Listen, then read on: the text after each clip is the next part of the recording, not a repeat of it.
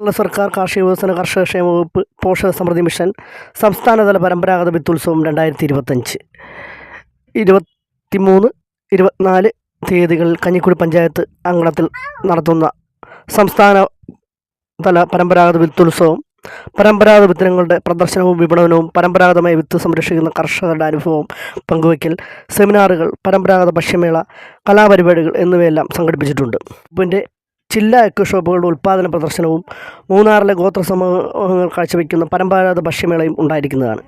കാർഷിക പൈതൃകത്തിൻ്റെ അമൂല്യ നിധികളാണ് പരമ്പരാഗത വിത്തിനങ്ങൾ. കാലങ്ങളായി കർഷകർ സൂക്ഷിച്ചു പോകുന്ന ഈ വിത്തിനങ്ങൾ നമ്മുടെ ഭക്ഷ്യസുരക്ഷയുടെയും കാർഷിക സ്വയം പര്യാപ്തതയുടെയും അടിസ്ഥാനമാണ്. പരമ്പരാഗത വിത്തിനങ്ങൾ നമ്മുടെ കാർഷിക മേഖലയ്ക്ക് നൽകുന്ന സംഭാവനകൾ വളരെ വലുതാണ്. അവ നമ്മുടെ കാർഷിക ജൈവിക സവിശേഷതകൾ വഹിക്കുന്നു.